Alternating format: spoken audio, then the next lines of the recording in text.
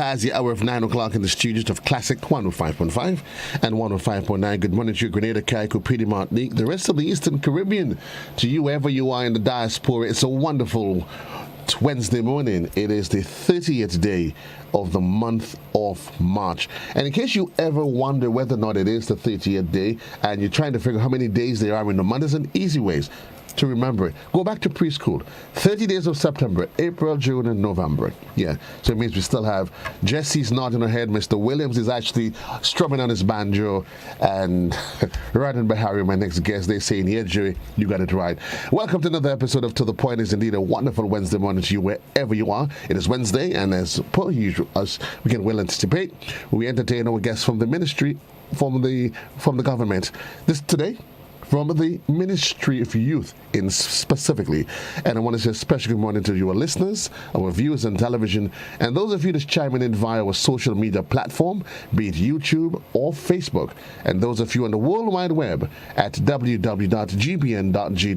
Welcome to The Point. My guest this morning, as we starting with Mr. Royden Beharry, and he's the coordinator of youth within the ministry. Also joining me this morning is Jessie Cumberbatch, and she's the Imani program manager, and Mr. Earle Williams, he's the MPower project manager. My dear lady, gentlemen, welcome to the program. Welcome. Thank you very much, Mr. Cadore, and to all the listeners and viewers of the platforms that is carrying us. Thank you for welcoming us into the homes, into the cars, into the workplaces. I say youth development delivered. Youth development delivered. Miss Lady Cumberbatch, Mr. Williams, good morning to you. Good morning. Thank you for having us. It's a pleasure to be here. Thank you. Indeed, my pleasure. And I must join in and say good morning to everyone and persons on the platforms who are tuning in and listening. I do hope that we provide during the next hour or so relevant information for you, and we have a good time. We'll have a good time. Royden, you are the man that have been chosen to open the baton this morning. And I know you'll deliver better than the West Indies openers did in the last series, notwithstanding that they won. But what say you? There's a lot that's happening within the ministry, isn't there? Mr. Cadore, at the Division of Youth Development, we have quite a lot happening, and we always try to maintain the mantra of the Division of Youth Development, which is to engender a process of positive youth development through asset-based youth development programs, enhancing the quality of life for all of our young people by providing effective and, most of all, efficient services that more or less facilitate the opportunities that are needed for young people to create an atmosphere of hope through, most importantly, partnership with national, regional, and international organizations, as well as our local stakeholders right here in Grenada. And as always, the Division of Youth have a variety of programs that are targeted strategically to intervene in the various intervention areas for young men and women within the ages of 18 to 35. And that has never been different from our whole objective and mission here at the Division of Youth. But we have a lot going on, and we do have our various project officers who will speak primarily on the standpoint of the new Imani program as well as the MPower project. But we do have quite a lot of other programs happening here at the Division of Youth Development, because we want to maintain the promise that we have made to our young people of providing quality programming to every citizen within the ages of 15 to 35. I've noticed you've managed quite successfully not to include me in that group. I don't know why, because I feel so youthful, Jessie. I feel so youthful. There's a lot of things I appreciate I can't do as I did before, but I don't know why Royden and Eugene in particular seems to always relegate me to the category of I don't know, getting on, I don't know, but anyway, I'll leave that on. I know the Imani program is always one that creates excitement. It's one of the most established programs, no doubt, by the ministry, and certainly Jessie, not just now, but for years, there's always been a measure of heightened and excitement and anticipation as to what has happened, what is happening, and where to from here for the Imani program? Yes, indeed. The Imani program is the flagship program of the Division of Youth. It is a program where we have the most youthful people. We have over 2,000 trainees currently in the program, as well as we have a new batch that we've just, I know you probably would have heard of that we just recruited into the program of about 1,000 people. So it is a flagship program. It is a program that the government has, that we target young people so that we can help them with their employment skills, give them the training that they need, whatever necessary tools that they need in order for them to be employable, to be work ready. And when I say tools, not just in terms of something physical, but in terms of equipping them with the attitude, the skills, the knowledge that is needed in order for you to go out there. When you look for employment, for you to go out there and have that experience, and so that is needed by the job market, so that you can not just perform, short-term, but long-term employment. If you were to measure the success rate of the program, because you'd hear different depending on which side of the fence you sit, but from you, Jessie, you've been involved with youth, young people for years, from ever, so you're well qualified to speak about it. Let's talk about some of the real success stories of that program. Oh, I'm happy you asked that question, because it's something that I think is important that people hear. And I can just tell you from recently, I had the opportunity to do some interviews with persons who have just been recruited. I'm speaking like we were just speaking to you, interviewing you as to why it is that you really want to get involved in Imani. And most of them will be saying, I can be specific in terms of one young lady I spoke to. And she's saying to me, I want to be a doctor. But I think that this program can help me in setting my goals as to what I need. I know where I want to be. I know where I am now. But how do I get there? And that is where, she thought that the program can help her. And that is exactly what we do. We guide these people into that process. So, okay, this is where you are. You went to secondary school. Did you get any subjects? You want to be a doctor, these are the requirements. This is how we can help you to get there in terms of the academics, in terms of the skills needed, everything that is needed. And that is our success over the years. We've had so many persons who have been through the program, got the opportunity to enhance their education through our scholarship program. Some people may not even know that there is a scholarship component of the program. And last year we had over 50 persons graduating with degrees. And we had another 30 approximately graduating with certificate diplomas through TAMCC. So we are having, and we also had persons with CVQs as well, which is part of our direct skills. So these persons, when you come on, you get an opportunity that you can enhance yourself. Besides the apprenticeship part, I'm not even going into the apprenticeship part yet, but in terms of academically, and these are some of our successes over the years. When these persons, once you come out of the educational, you enhance yourself, you are employable. You have the tools, you have the skills, the knowledge that will take you to that next level where you find employment, sustainable employment, or in some cases you create employment by starting your own businesses and so on. And I would agree with you 100% that anything that allows a young person or anybody to increase their chances of becoming employable, earn a living, that is a success story. And that speaks volumes by itself. And I know Mr. Williams is sitting next to you and he's saying to himself, listen to Jessie blow her horns. She thinks she has all.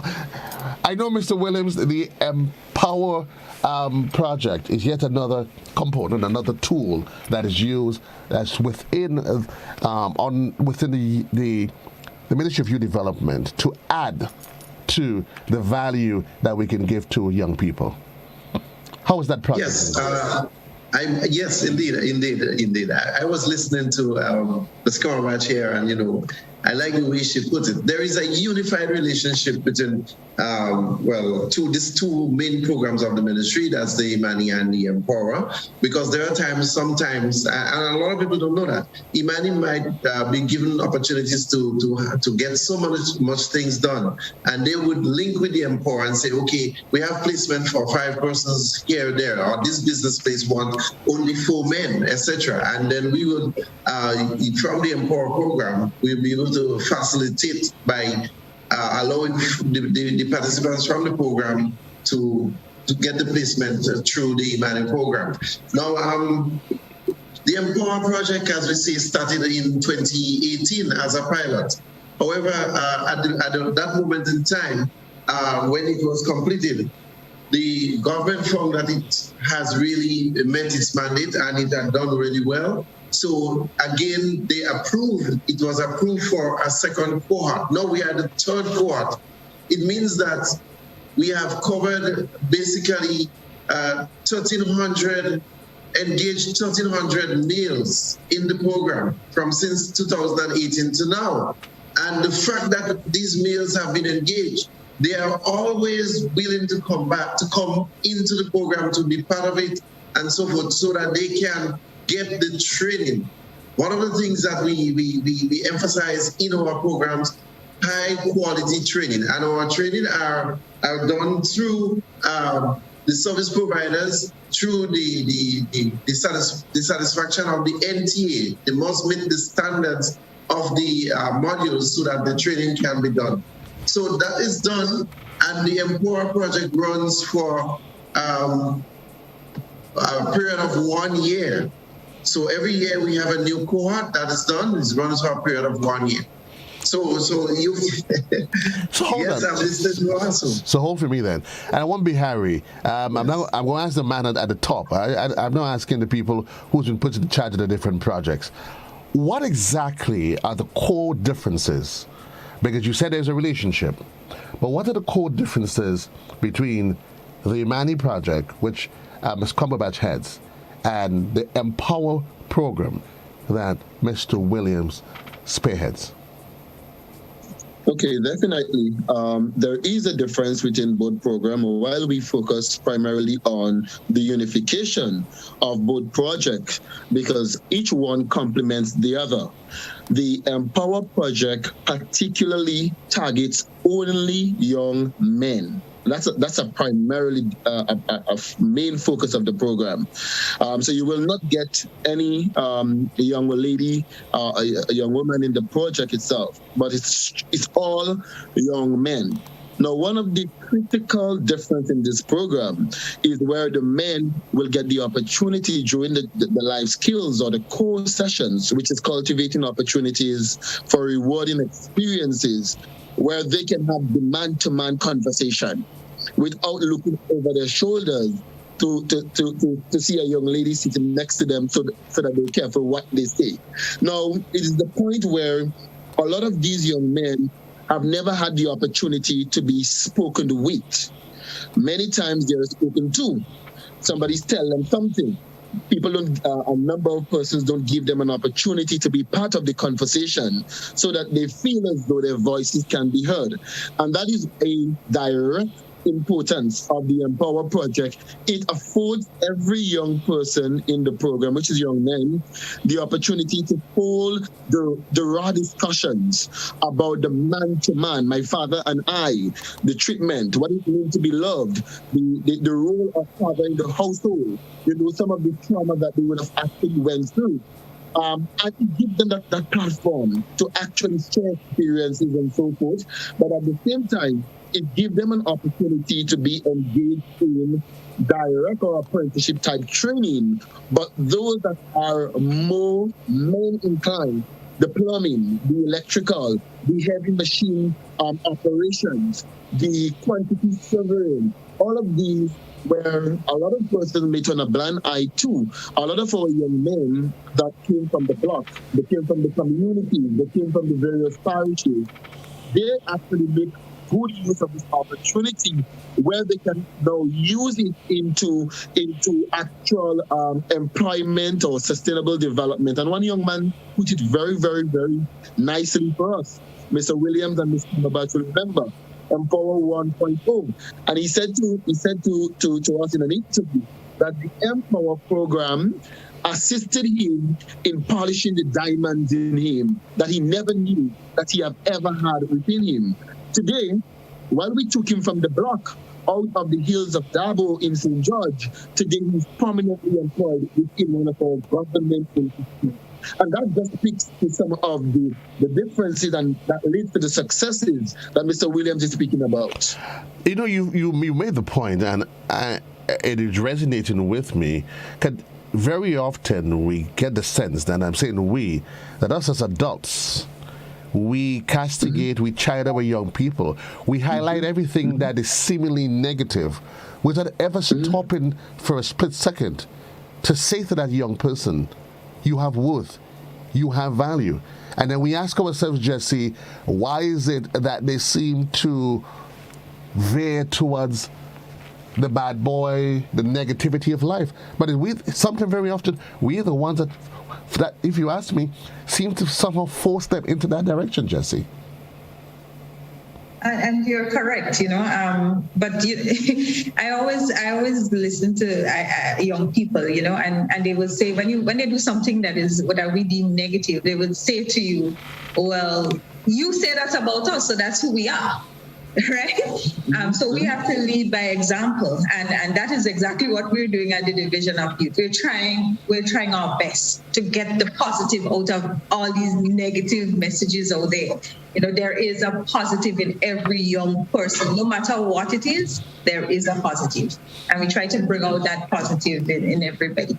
Mr. Williams, as the project manager, I know you will be beaming with pride because for you get an opportunity to stay and shape the lives of men, the future generation that is so often they've been negatively placed under the spotlight. If you were to take any one element of the project and focus on and say, you know what, as a man myself, this is what they need. It represents what I knew, and I'm able to pass it on to a next generation. What would that be? Well, the answer I'm going to give you here speaks to what one component of the program that we call CORE, C-O-R-E, CORE. And this is specific to the MPower project. CORE is cultivating opportunities for rewarding experiences. And this is another component of the project that's a little bit different because the areas of training speaks directly to males and their habits and so forth, making changes with their lives. We speak in this area of training, we speak of men's health. What are the things that affect men and their health? Males now most times are afraid to go to the doctor. We're good, right? we're good. That's what we are. We're good. We're good. Right. So in this training, we look at men's health. We look at women's health, conflict resolution. All right. Who am I? Listen, Mr. Cadore, if you go to some of these training sessions, you will see some males in tears because they have never had, as Mr. Beharry mentioned earlier, they have never had someone speaking to them on those areas because, a lot of times we classify these young men as the outcasts. They are classified as the bad boys. That's the only way we see them. But given an opportunity in these training sessions, there is a lot that comes from that, yes? And just to add one component to the question you asked earlier, what makes the program different from that of the new Imani is that at the end of the MPower training, once you graduate, once you remain in the program, it runs for 1 year, you receive what we call a grant funding. So everybody will qualify for a grant fund once you graduate. And at the end of it, we do not give you cash, but we provide to you the tools and the equipment that you would need to help you start a business. For example, a young man might have joined the MPower program, and that young man has the skill in him of barbering. There goes the opportunity. At the end of the program, at the end of the training, we can provide to him some barbering equipment, the machines, the seats, the chairs, the barber chairs, which is so expensive, and some other amenities that he will need so that he can move into that. We have young men who are going into landscaping, and we provide to them the tools. Well, We had a handover just about a few weeks ago, and some of the young men were even shocked to see that they received the barbecue grills, the refrigerators for the bars, and so on. So that made the program uniquely different to that of the new Imani. Despite we still have that relationship. So that there goes the difference. Let me ask you, Jessie, because Mr. Sorry, go ahead. Just to add a bit, in terms of the uniqueness, the collaboration, because when they're finished with MPower, they receive all the tool, the equipment, then Youth Biz, which is another component, another project within the division, Youth Biz now start holding their hand into their small businesses. So you see, we all work together. Question being asked coming from social media, and I guess if the program is designed as a training program, why is it that they are being paid? No. Yes. No, the MPower project. Is it MPower in particular or all MPower and Imani? Is it? Well, across the board. Okay. Well, the projects, the participants in the project, they are not paid a salary. They are paid a stipend, and that is mainly to offset costs for transport to get to and from training. Remember, the training is not stuck to one venue, right? Persons are placed in several different businesses. Private, we have public entities where persons are placed for the training and so forth. So they are not paid a salary, they are given a stipend to offset costs of transport and so forth to take them to and from training. Additionally, it helps to provide for them meals, because there are situations, Mr. Cadore, where we have trainees would come, and if they don't get something to eat, then, nothing happens. The brain is shut down. Nothing happens. So that helps to provide them with something.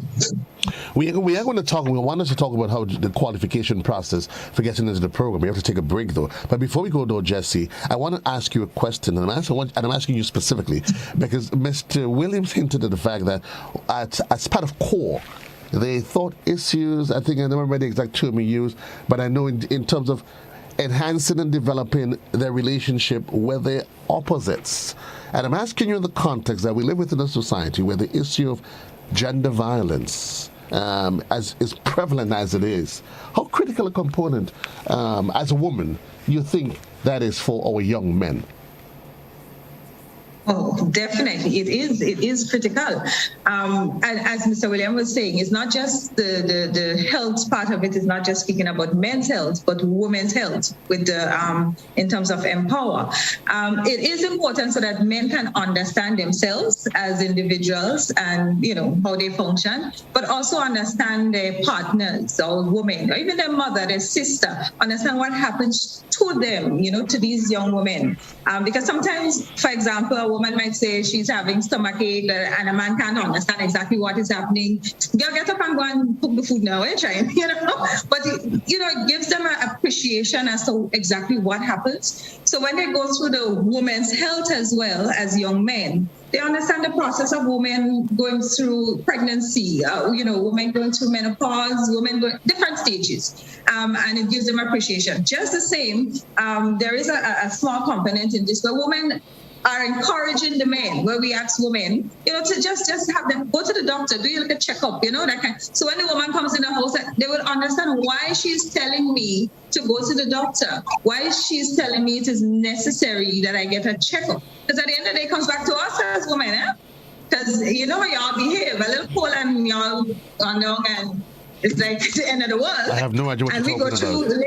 And we go through labor and I can safely tell you that for Mr. Beharry, Mr. Williams and I, we have no idea of which you speak. But it's a fact that, men, in most cases, just a little something, a little symptom of something, and they fall down. But so that they can understand exactly, what happens with them, with their whatever it is, if they have a virus and how they cope with it. And that is what it is about. How they cope with it's important. It's very important that they understand. Do you get the sense that a lot of who we are as men, and we're taking this home now before we take the break.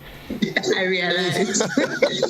Goes back to how we've been cultured from day one. It does. Don't cry. Why are you crying? So the little girl falls down and she's brushed off. Come, baby, come. And they hug her. A little boy, he falls down bleeding. And mommy and daddy says to him, leave him alone. Let him get up. He's a man. How much of a challenge? And you are correct. I think it's our culture. Men were taught to be, a certain way, tough and, not cry. But the reality is, if it's painful, it's painful. And I think we're reaching that point now where men are coming out to say, yes, it hurts. It actually hurts. And sometimes men think, it affects my ego if I say it's hurting me. But that's our culture. That is our culture. But we're putting a little change to that now. And I ask you specifically because I'm one of those who firmly believe that if you have to cry, cry. But there's a time and a place to cry. Yeah? There's a time and a place to cry. But you had to cry. No, you have to cry. Because that's the challenge. Our men has been for too long have been forced to bottle up their emotions. That they become metal men. This gladiator spirit takes over. That adds to that innate element of them that says, macho. I am steel. Don't cry. That's exactly what it is. I know I am agreeing with you. The conversation, the society is evolving, and the conversation must change. We have to take a quick commercial break. It's exactly 9:30 in the studios. My guest this morning, Royden Beharry, Jessie Cumberbatch, and Mr. Earle Williams. Quick commercial break. When we come back, we open up the lines, and we also continue to entertain your comments via social media. To the point for today, the 30th day of March.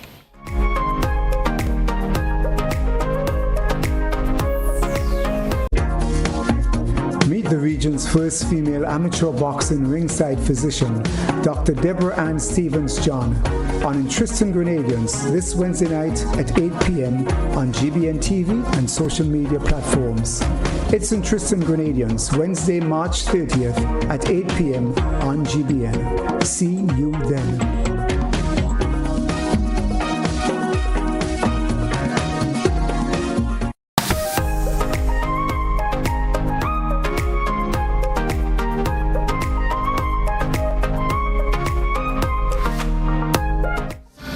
Thank you. Welcome back to the program. 29 minutes onto the hour in the morning time. It's To the Point. For those of you just joining us via radio, television, or social media, my guest this morning, all representing the Ministry of Youth Development, Royden Beharry, Jessie Cumberbatch, and Mr. Earle Williams.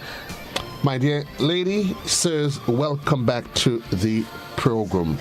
We continue with the conversation. Reminding you can be part of the conversation as well with your questions, 435-2041, or you can also post your questions or comments via our WhatsApp portal, 435-2041, and we continue to entertain your comments via Facebook. There's always been, Royden, the concern that the Imani project, as it is now, the MPower project, and these programs that seeks to involve young people, many for different reasons, they see it as taken from what someone says on social media, a flagship program to tomfool some youths who the government have as vulnerable under the handout schemes. Your thoughts? What would be your comment to that? Mr. Cadore, I always say to people that the proof of what the perception of people is always in the delivery of the services at the Division of Youth Development.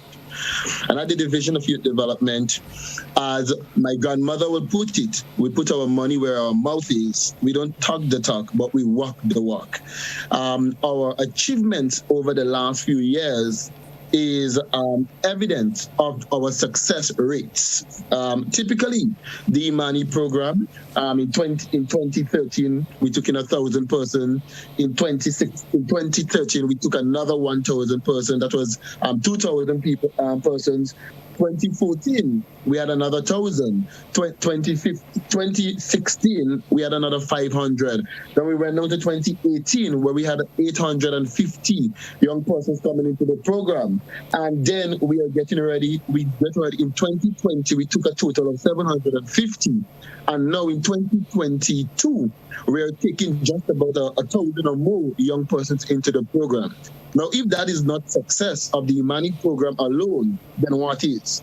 The MPower project, we have Mr. Williams rightfully indicated, since the launch of the MPower project, we have now engaged over 1,000 young men who had an opportunity to choose sitting on the block, who had an opportunity to choose violence and gang and crime. They chose the programs of the Division of Youth Development. And that's why I say to people, the Division of Youth Development, first of all, will never be able to do it alone, because we build the successes of the division on the pillars of partnership and collaborations. The churches have the part to play, the ministry have the part to play, the community that was integral in raising the young men that we want to see, the high caliber, the morals and the values. They too have a part to play. And when all of us do our part, the division is only one contributor to the actual fabric that we want to build. But as rightly indicated, we expanded all of our programs at the Division of Youth Development to ensure that we are serving the needs of our nation's men and women. So none of our programs are run the same way that it used to run before, because we understand the people. We understand that our young men and women are coming from varying backgrounds, and in so doing, we try our best to ensure that the various and relevant units that are required to effectively serve our young men and women are added to the Division of Youth Development, so that at the Division of Youth, we provide a holistic approach to attend to the needs intangible of our young men and women, while encouraging them with sound spiritual morals and values. We have a caller that's on the line. Thank you. Good morning, caller. You're live. Yes, good morning, Mr. Cadore. Greetings and greetings to you. Yes, Mr. Cadore. Can you give me the assurance that your guests can all hear me? Thank you. Mr. Beharry, can you hear my guest? My caller, sorry? Yes, Very well. Thank you very much. I have a couple of questions here. Let's be one. Can any one of these people tell me what a youth is? Two. How can YUTBIZ be youth bees? My machine reads yacht, and according to the phonetics of the English language, when a double consonant follows a vowel, the sound changes. 3. One of your guests a while ago, with all alacrity, made this statement: our achievements over the years is proof of our success. And he went on to enunciate a number of cases where they started with 1,000 sometimes, 500, 850. It beats me and baffles me to understand how what you start with can demonstrate your rate of success. Question, therefore, to this brief statement: can we get some figures, numbers, statistics, percentages? I understand that some of these programs last 1 year. Well, then tell me, how many people started? 100%. How many dropped out? Male or female? How many graduated? How many received meaningful jobs at the end? How many are contributing to the NIS so that I can get my pension continually paid? Okay. Statistics. Can someone help me? Thank you very much and have a nice day, Mr. Cadore. Thank you very much, caller. Thank you very much. I really appreciate the callers' questions, and I would like to respond to all of them.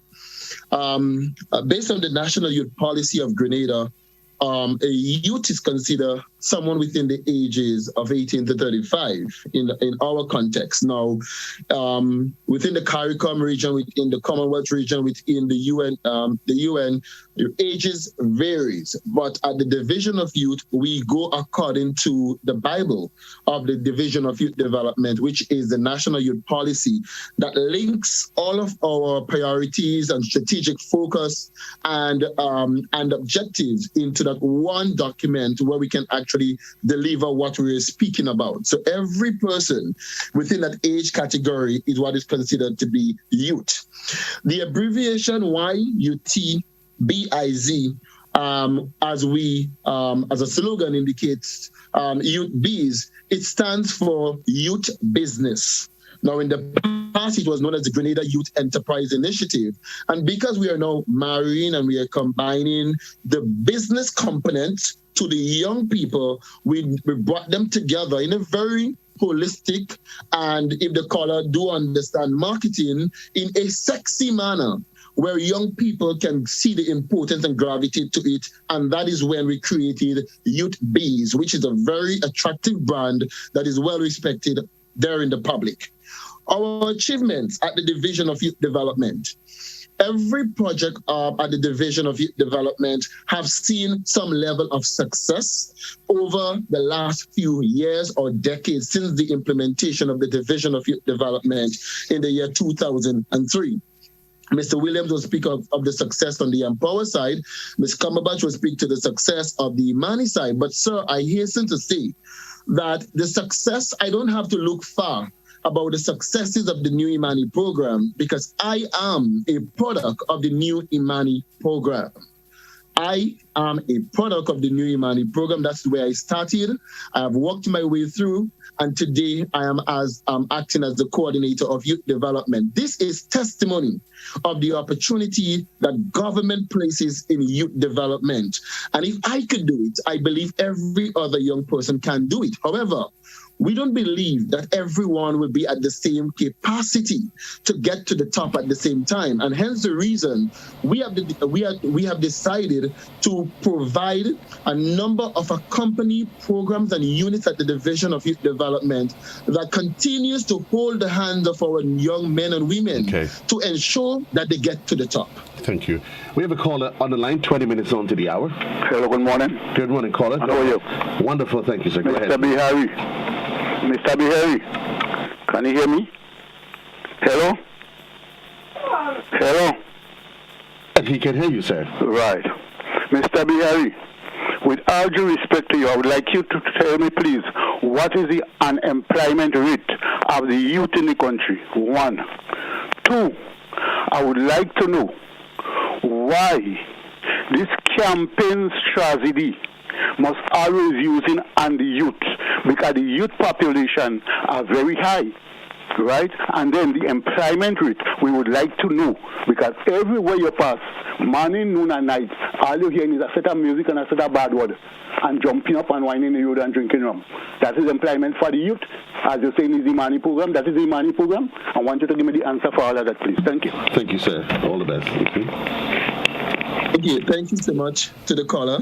And the Division of Youth Development, we continue to do what is important. And while some persons might think it is campaign gimmicks, at the Division of Youth Development, we are very strategic in what we do as it contributes to our strategic priority. Now, I want to remind persons that whatever we are doing now is not a matter of us just getting up in the morning and do it.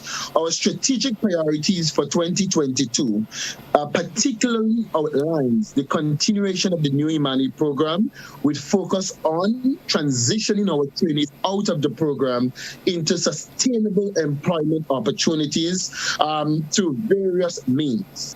The implementation of job opportunities from the projects, the continuation of our youth development and rehabilitation programs, the MPower, the Project Fly, and many others, especially with a high focus on entrepreneurship, because we are all aware that before the advent of the COVID-19 pandemic, our unemployment rate was significantly less.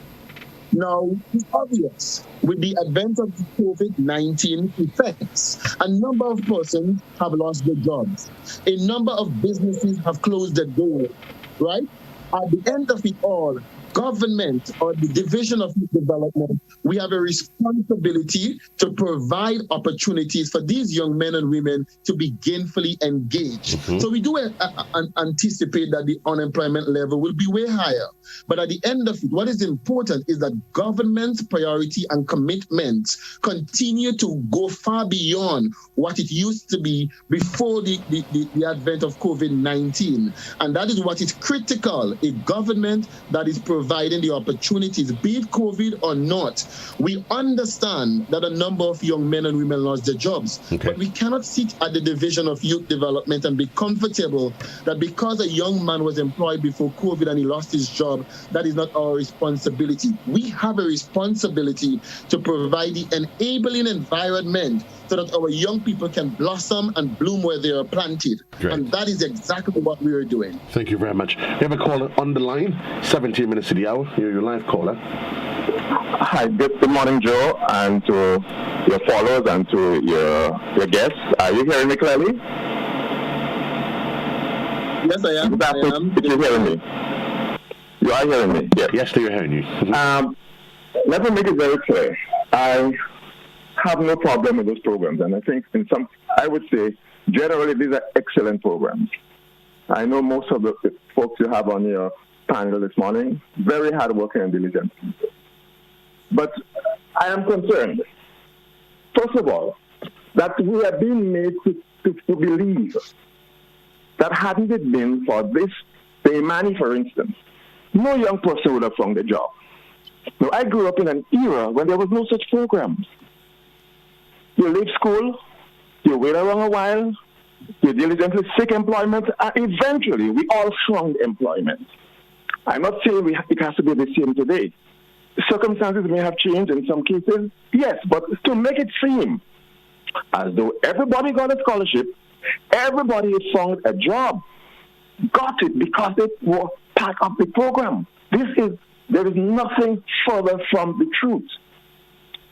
Generation after generation, young people found jobs when there were even fewer jobs than there are today.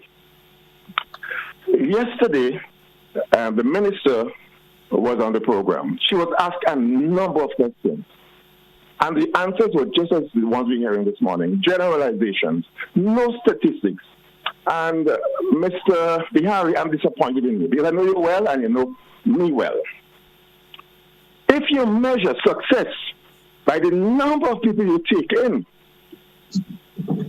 if every business would measure success by the amount of investment it puts, and not at the outflow and the profit, what is happening?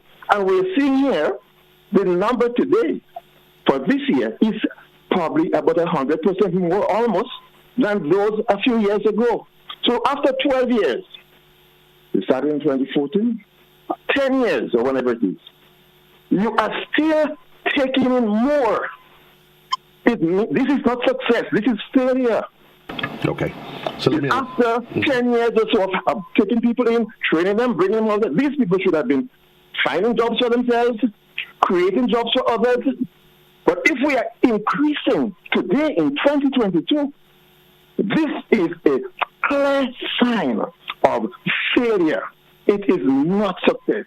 I've heard ministers brag that Grenada is one of the best countries in the Caribbean because we have a high rate of persons receiving social benefits. This is a case of failure. We seem to be measuring failure as though it is success. Okay, so let me allow the panel to respond. Thank you, caller. Oh, thank you, Jessie.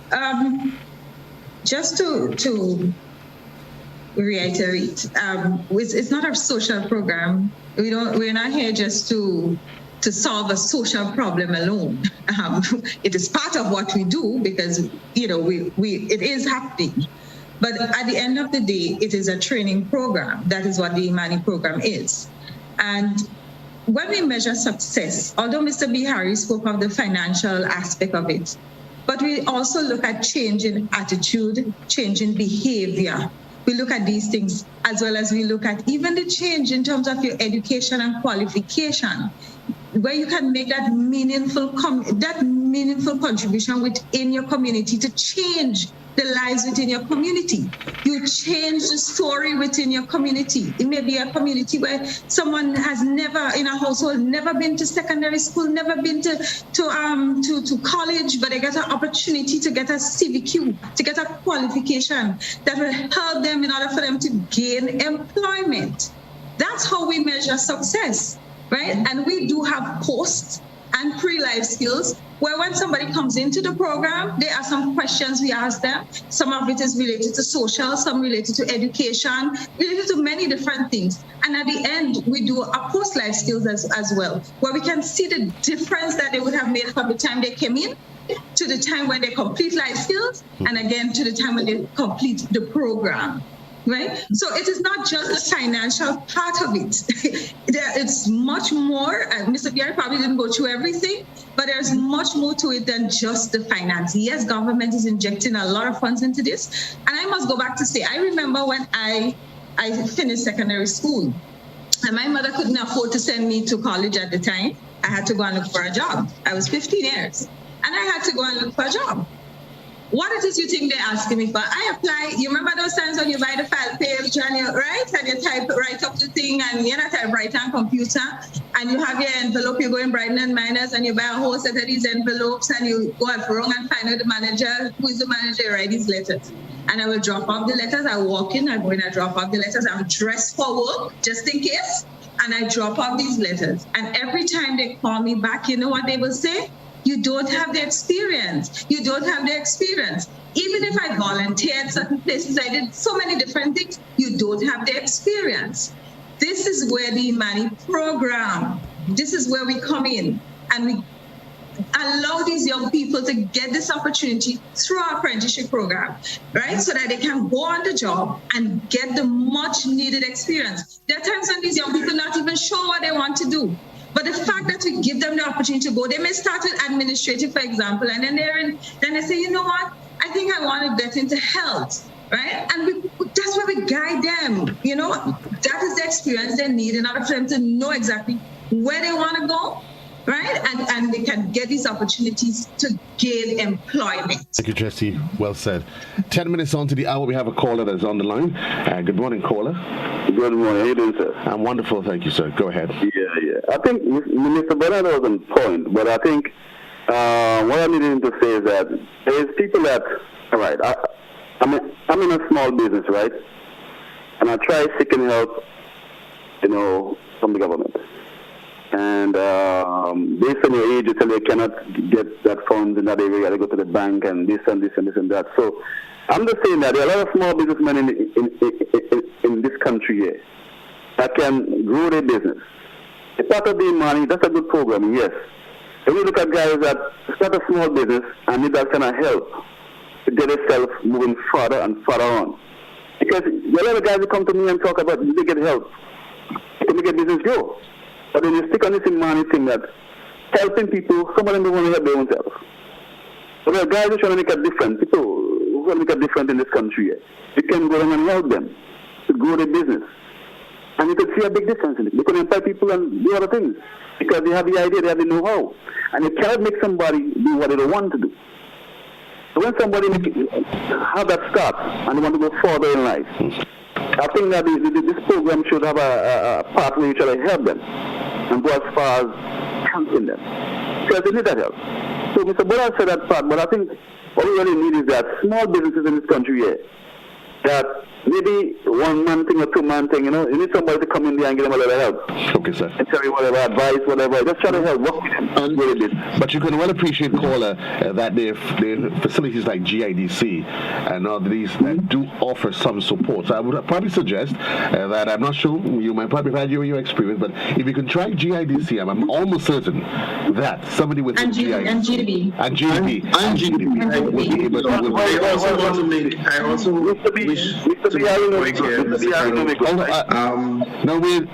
hold on, Mr. B. You're a same caller?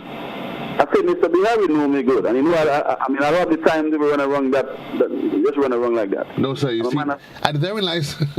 And I understand you saying. You said therein lies the problem. You cannot see it as a running around.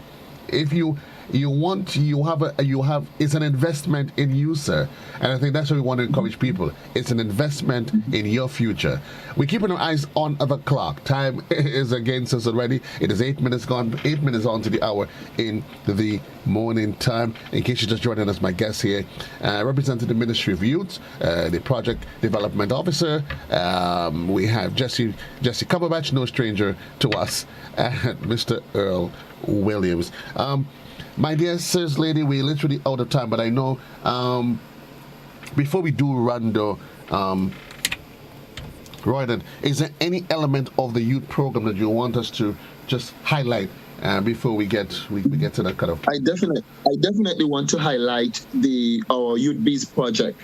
We are providing enormous opportunities for young people, because we do understand that many of them lost their opportunities due to COVID. So many of them lost their job because of business closure and so forth. And we have expanded with actually greater finances within that department to ensure that we can cater to our young men and women who want to start up their own business. And for persons who really want an opportunity, they can actually visit our Youth Base Hub downstairs, the St. George Park Pavilion in Victoria, at our main office there, as well as the Ministry of Youth Development and the Division of Youth Development is getting ready to open up another business support hub in Beaton in St. David. So we are providing not just the funding, we are actually providing the mentorship, the monitoring, we're providing the training, and most of all, we actually offer a one-stop shop at the Division of Youth Development, where our young people get the funding with a repayment of only 3%. I can tell you, for within that category, we cannot get better for our young people. And apart from all of it, we also provide the opportunity where we relax a lot of the security measures and requirements so that our young people can get an opportunity. And while we are doing that, we do have the GDP, we have the GIDC on the other ends that are providing for over 35. So we are playing our part at the Division of Youth, but we cannot not mention Mr. Cadore, the importance of our social care unit that we have created at the Division of Youth, that is staffed with counselors and social workers on a day-to-day basis. On a daily basis, they sit on them over 10 to 15 persons, ensuring that our young people that are in and out of our program get an opportunity to speak to somebody, to be motivated, not to give up on hope, but moreover, trying to ensure that they are encouraged that there is hope at the end of the tunnel. Because at the end of it all, when a young man receives training in marine engineering, the underwater welding, the small engine repairs, the welding, the ICT, the mobile app development, the nursing assistance that we now provide care at the General Hospital and many of the other health clinics, they are all products of the new Imani program. Thank you. Of the Division of Development. Thank you very much, Royden. Mr. William? Yes, as we close, there has been lots of thoughts happening here. What we do in Grenada is also repeated in Carriacou, because we are moving to Carriacou next week, so that we can launch the new Imani program up there, this batch of the new Imani program in Carriacou. And we also will be having graduation and grant fund distribution for the men who were in the MPower program. Additionally, we will be traveling to Pitimatnik also to distribute to men who have done safety at sea training under the MPower program. And they would be receiving some tools and equipment that they can use for repairs with the boat engines and so forth. After doing that safety at sea training.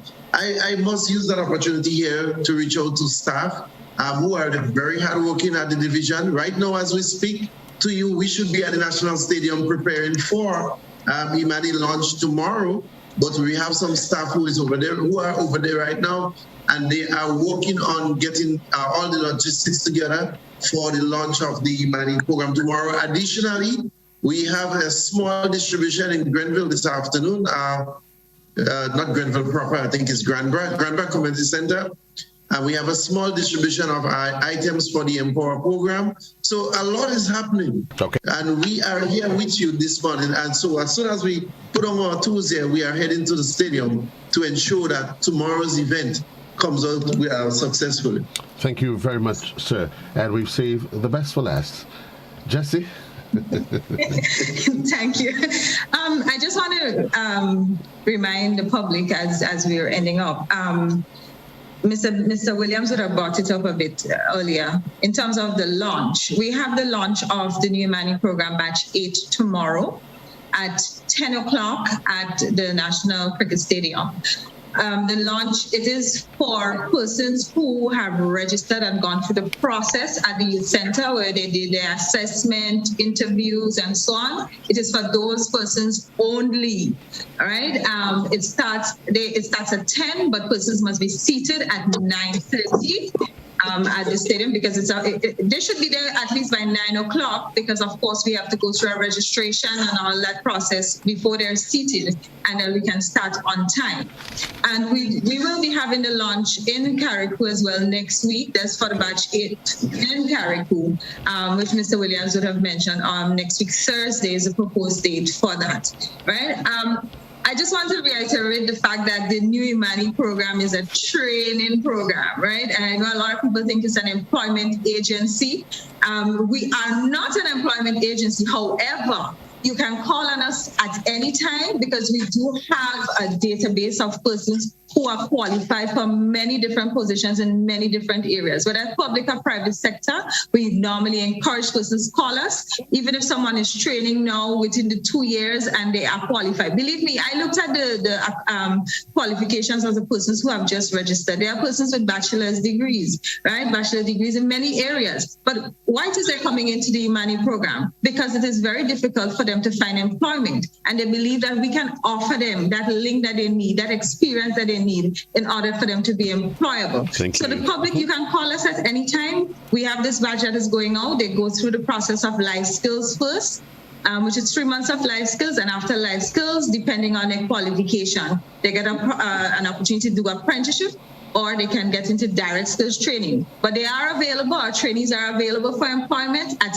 any time. Once they fit your criteria, they are available. We have their CVs and so that we can send to you. So once you're looking for trainees, please feel free to call us at the Division of Youth or at the Youth Center, 439-9923 or 439-9943. You can call us, you can speak to anybody within the placement unit or myself. Okay. Anyone can help you. Thank you very much. And if by chance you can't remember all those details, feel free to give me a call and I'll put you through to any one of those wonderful individuals within the Ministry of Education, Ministry of Youth Development. 2 minutes gone past the hour of 10 o'clock. We've exceeded by 7 minutes. And I want to say thanks to my guest this morning, Mr. Earle Williams, the MPower Project Manager, Royden Beharry, the coordinator of youth development, and of course he leads the implementation of all programs in the ministry. And Jessie Cumberbatch, she is